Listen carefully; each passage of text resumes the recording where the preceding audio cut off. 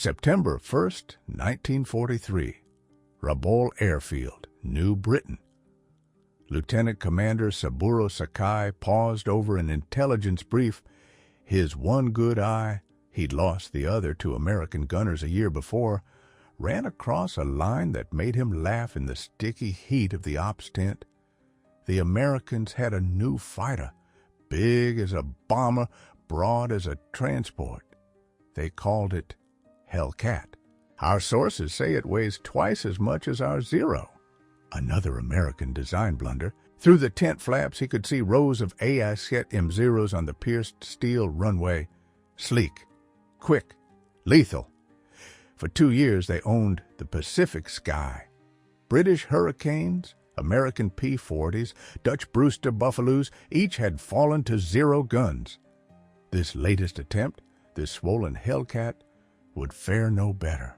What Sakai didn't know, what none of the Japanese naval aviators at the morning brief knew, was that in exactly 30 days, that failure would begin to erase Japanese naval aviation from the map. The F6F Hellcat would post a 19-to-1 kill ratio, destroying 5,223 enemy planes while losing just 270 in air-to-air combat.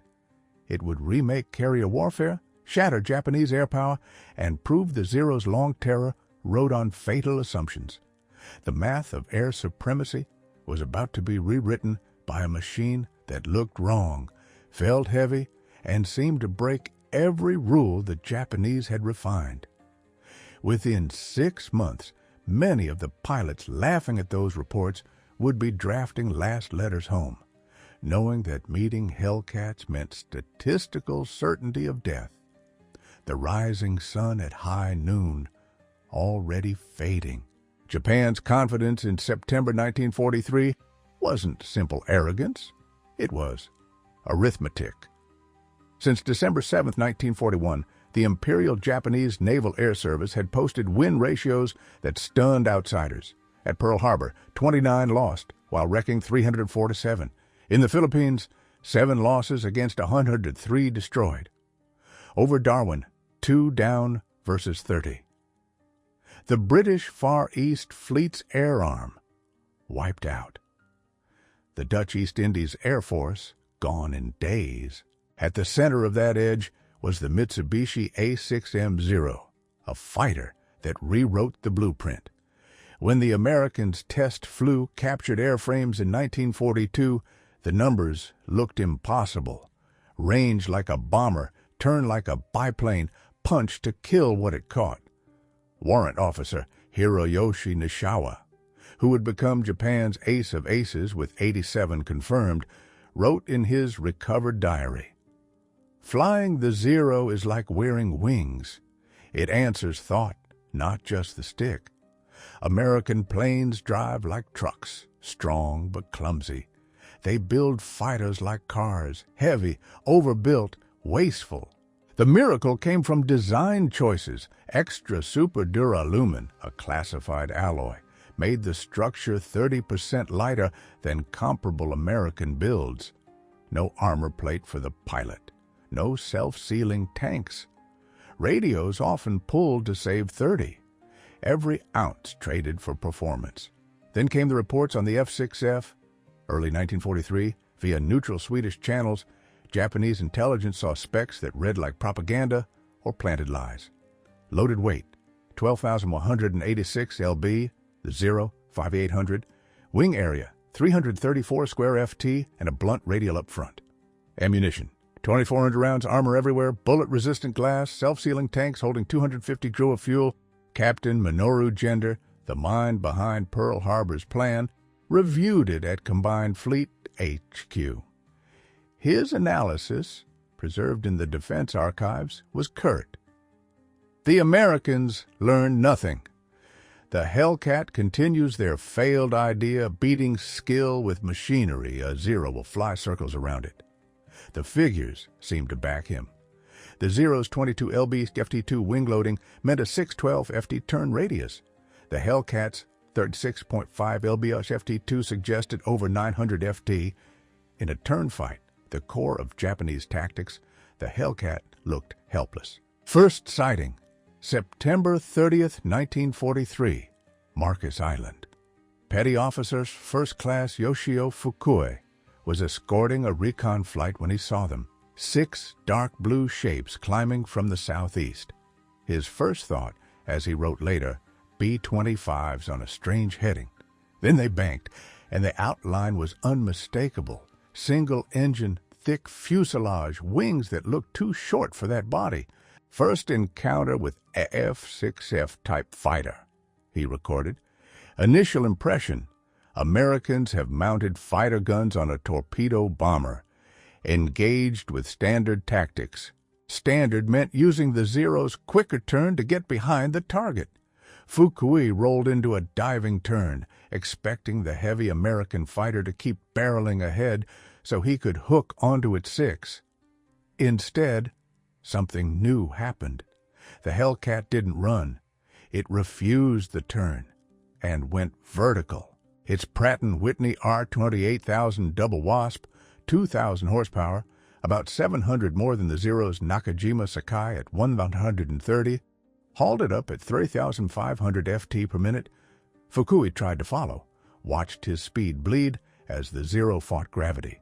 At 15,000 feet, the Hellcat threw a hammerhead, something its weight shouldn't allow, and dropped onto his tail.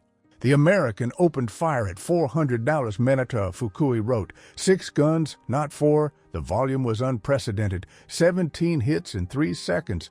I escaped only by spinning. He limped back to Marcus, his Zero shot through. His wingman, Petty Officer Second Ass Masao, didn't return, nor did the recon plane. First blood to the Hellcat. The Weight Paradox, October 5th, 1943. Task Force 14 hit Wake Island. Lieutenant Yoshio led 12 Zeros from the 232nd Air Group to swat what looked like another nuisance raid. American carriers had been slinging quick strikes for months, usually vanishing before a full engagement. Not today. We climbed to 20,000, Shega wrote in his diary. Below us, 12 F6Fs in 3 divisions. We had every edge, altitude, position, surprise. Victory was certain. What followed broke Japanese doctrine. As the Zeros dove, the Hellcats didn't scatter or try to outturn. They stayed in formation, eased into a shallow dive, and kept their energy bank full. When the Zeros sprayed at long range, hoping for luck, the Hellcats soaked it. Their protection was real. 212 lb of plate around the pilot, 110 lb guarding the oil system, and self-sealing tanks that could take dozens of holes. When the Zeros ran low on ammo after those dives, the Hellcats struck back. They refused the circle fight and used mass like a weapon. Climbing at full power, they reached heights where the Zero's engine gasped. At 25,000 feet, the Hellcat still made 1,650 horsepower. The Zero was down to 900. They fell on us like hawks on sparrows, Shega wrote. Their weight gave them a speed we could not match. They dove, fired those 6 terrible guns, then climbed out before we could answer. 8 Zeros went down. No Hellcats were lost. A warning from Rabaul, November 11th, 1943. Pilots of the 204th Air Group listened as Lieutenant Commander Tao Tanamizu briefed them on the new American method. With 32 victories, he was one of the few who had met Hellcats and lived. Forget what you know, he told them. They changed the rules. They don't fight our fight. They fight like executioners, not duelists. Tanamizu explained what Japanese airmen were learning the hard way. The Hellcat wasn't built to outturn a Zero.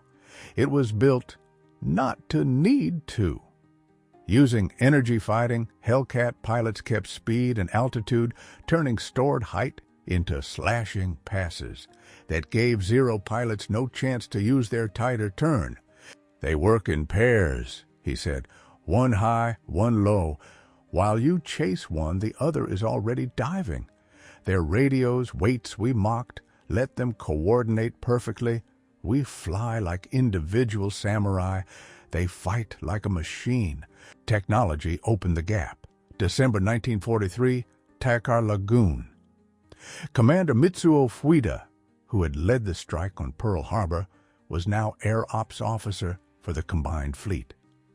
Examining shot-up Zeros returning from Hellcat fights, he saw the widening gulf. The firepower difference was pure math. The Hellcat 6 Browning M2s fired 750 rounds per minute each, 4,500 per minute total.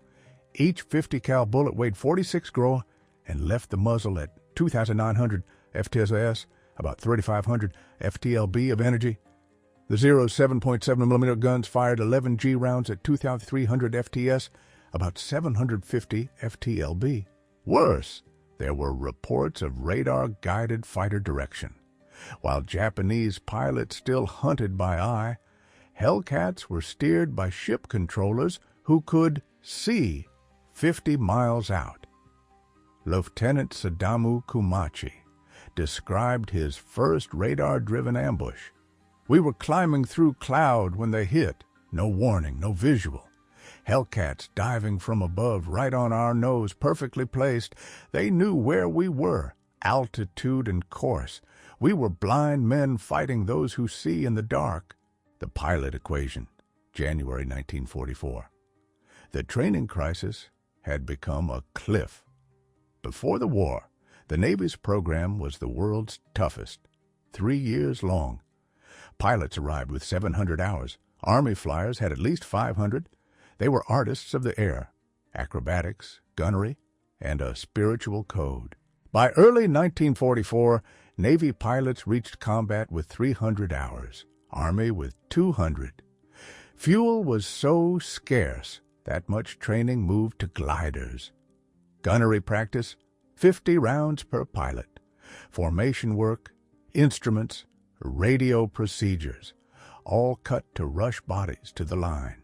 Meanwhile, American pilots showed up with 300 hours minimum, 50 in type.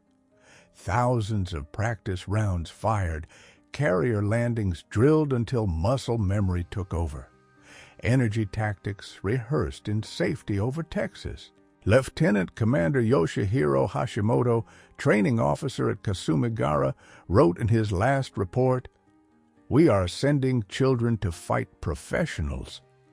Yesterday, Ensign Yamamoto reached the front. He had never fired his guns in flight, no ammunition for practice. He had never flown at night, no fuel for it. He lasted 7 minutes in his first combat. Formosa told the truth, October 12th, 16th, 1944. Vice Admiral Shagaru Fukuome threw everything at the American raids on Formosa, over 700 aircraft, including the last trained men from home squadrons. Japanese communiques claimed a grand victory, 26 carriers and battleships sunk, 300 planes downed. When pilots returned and gun camera film was processed, the reality was stark. American losses, 89 aircraft. Japanese losses, 329 planes, and almost every veteran pilot. Lieutenant Sadaki Akamatsu, one of the few to survive, wrote, "The Hellcats were waiting at every level. Climbing, they were above. Diving, they were below. They had gridded the sky, each box covered by a division. It wasn't combat. It was systematic extermination." June 19, 1944, the Philippine Sea, the Great Marianas Turkey Shoot. Japan sent its rebuilt carrier force into Operation Ago. The decisive strike meant to crush American carriers. 9 carriers, 450 aircraft, the best remaining aircrew. Facing them, Task Force 58, 15 carriers, 956 aircraft, 450 of them F-6Fs. Admiral Jabaro Ozawa launched 4 waves, sure Japanese skill and zero range would tell. The first 69 planes left at 08:30. American radar picked them up at 150 miles. Hellcats were vectored perfectly, higher with the sun behind, coming in from blind spots. Lieutenant Zenji Arbe, leading the escort, saw them minutes before impact, stacked from 20,000 to 30,000 feet, at least 60 of them, a steel curtain. "We were at 18,000, he wrote. "Every advantage theirs." The fight lasted 12 minutes. Of 69 Japanese aircraft, 42 fell. Commander David McHale, CH of Air Group 15, claimed 7 that day. His wingman, Lieutenant Roy Rushing, took 6. "The Zeros tried to turn," McHale said. "We refused. High side pass, 1 down, zoom, climb back to altitude. They tried to follow, stalled, and another Hellcat finished it." By nightfall, Japan had lost 346 carrier aircraft and 50 land-based. American losses, 30 total from all causes. In the ready rooms, someone said it felt like a turkey shoot. The name stuck. October 24th, 1944, Leyte Gulf. Commander David McCampbell set the single mission record. Leading 7 Hellcats from Essex, he intercepted about 60 Japanese planes headed for the fleet. In a 90-minute brawl, McHale shot down 9, 5 Zeros, 4 bombers, while Roy Rushing destroyed 6. "I ran out of ammo after the 9th, McHale noted. "The Hellcat ran flawlessly.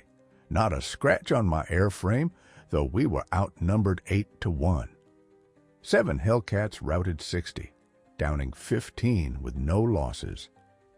McCampbell's 2 ace-in-a-day feats, 7 on June 19th and 9 on October 24th, earned him the Medal of Honor and the Navy Cross. The aftermath in mines and training was brutal. After the Philippine Sea and Leyte Gulf, military psychologists later called it Hellcat psychosis among survivors.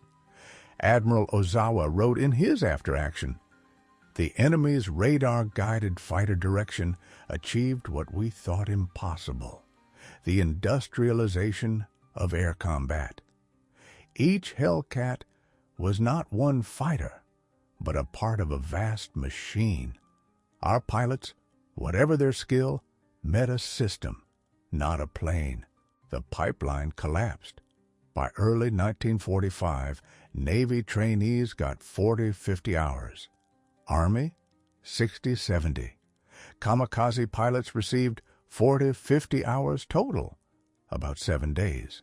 Okinawa, April to June 1945. Operation Iceberg. Japan hurled 1-900 kamikaze sorties at the fleet. The Hellcat became fighter and shield against desperate one-way attacks. Lieutenant Eugene Valencia led his flying circus of F6Fs to 23 kills in the campaign. His division tactics made classic Japanese approaches suicidal. "We built what we called the mowing machine," Valencia said. 4 Hellcats line abreast, 100 yards apart, sweeping through at high speed. Each pilot took a sector. 1 pass, climb back up, repeat. The ledger at Okinawa was stark. Hellcats flew 38,038 sorties, claimed 2,351 victories against 249 losses, a 9.5.1 ratio. More important, they stopped roughly 80% of kamikaze aircraft from reaching ships. By 1945, the technology gulf couldn't be bridged. The F6F Hellcat folded in upgrades that made it nastier still. Water injection lifting power to 2,200 HP, zero-length rocket rails, better armor, and the K-14 computing gun sight that solved lead automatically. Lieutenant Commander Saburo Sakai, 28 official victories, though modern estimates say nearer 15, met Hellcats for the first time in June 1944. Even with his experience, he almost died. "I tried my best aerobatics," he wrote. "Loops, rolls, splits, everything learned in 200 fights." The Hellcat followed easily, almost casually. I lived only because the American forgot to drop his tank before combat. The human ledger by war's end, the F6F Hellcat downed 5,123 in air-to-air, lost 270 to enemy fighters, about 19.3 to 1, produced 305 Navy aces, and accounted for roughly 75% of all Navy air-to-air victories. For Japan, the cost was ruinous. Of 18,000 naval aviators at the start, fewer than 100 combat-experienced pilots remained by August 1945. The kamikaze equation was the last admission. Unable to win a straight fight, Japan turned pilots into guided bombs. Vice Admiral Takejiro Onishi, father of the program, reduced it to math. A zero striking a carrier conventionally had near-zero odds. Hellcats would stop it. If that zero became a bomb, the chance rose to 30%. The pilot dies either way. As kamikaze, his death carries meaning. On October 25, 1944, Hiroyoshi Nishiawa escorted the first official kamikaze mission under Lieutenant Yukio Seki, claiming his 86th and 87th victories, 2 F6Fs on the way. The next day, October 26, Nishiawa died as a passenger on a transport shot down by Hellcats from VF-14. Japan's top ace, helpless without a fighter, fell to the machine he had briefly bested. August 15, 1945. Hirohito's broadcast. At Atsugi, Captain Minoru Genda, who had dismissed the Hellcat as mass over finesse, listened to the Emperor's voice. Around him, the remnants of naval aviation. Teenagers with 40 hours aircraft patched from spares, tanks near dry. That afternoon, A.N. Clarence Moore of VF-31, flying from USS Bellawood, shot down a Yokosuka D-4Y Judy after 2 p.m., the Pacific Air War's last aerial kill. The Japanese pilot, apparently unaware of the surrender, was headed for the fleet when Moore intercepted. 2 short bursts from 6 guns ended it. September 1945, Atsugi again. The first American aircraft to land after the surrender were 12 F6Fs from USS Yorktown. Japanese pilots, mechanics, and crews lined the strip to meet their tormentor face to face. Lieutenant Robert Vasu, an American ace with 19, put the Hellcat through casual aerobatics, loops, rolls, climbs that would have torn a Zero apart. "You must understand," Vasu said through an interpreter, "this isn't pushing it. In combat with water injection, it's 20% stronger. The airframe is stressed for 13 Gs. I've never managed to break one." After the war, Japanese engineers studied captured Hellcats and saw the industrial gap laid bare. The Pratt & Whitney R-28000 had 284 precision-machined parts, each interchangeable with any other R-28000. The Nakajima Sakai needed hand-fitting. No 2 engines were truly identical. Professor Jiro Horikoshi, the Zero's designer, examined the Hellcat closely. His verdict was blunt.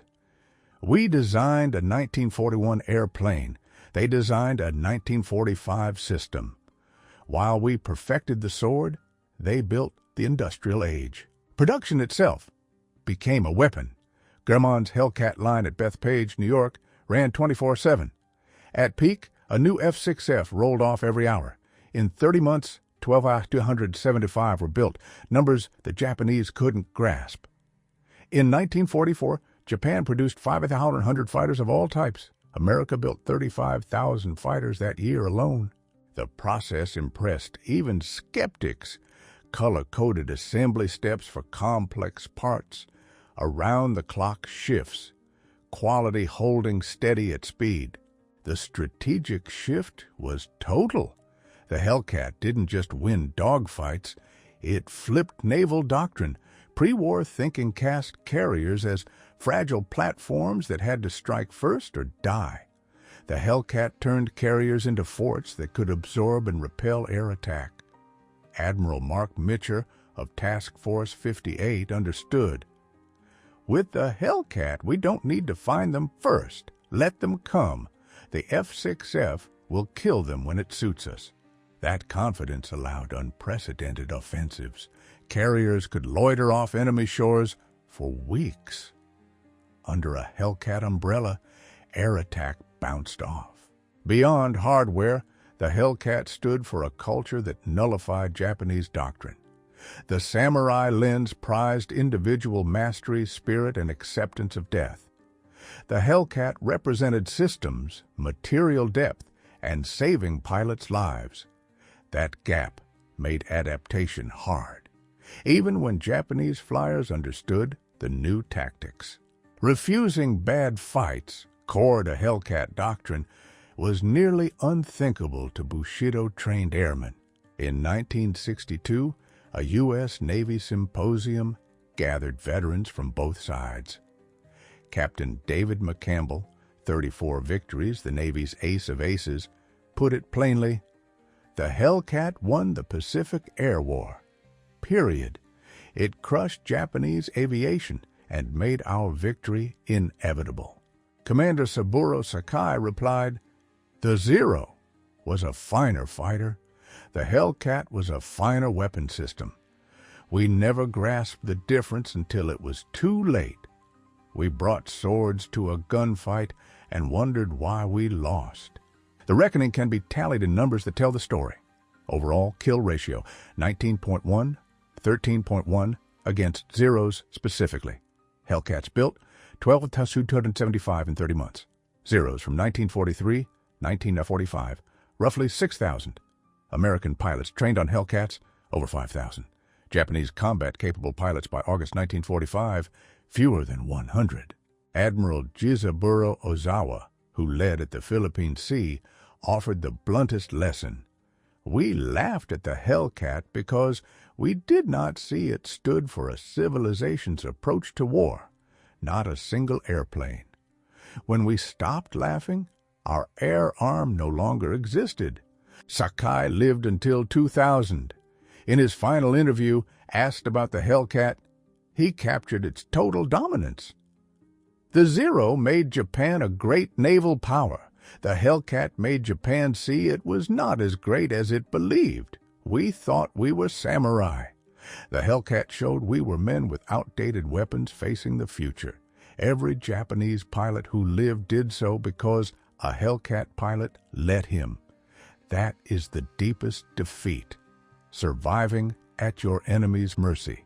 The F6F Hellcat entered service at twice the Zero's weight. With armor the Zero lacked, an engine Japan couldn't build, guns Japan couldn't match, guided by radars Japan couldn't detect, flown by pilots Japan couldn't equal in training, and produced in numbers Japan couldn't imagine.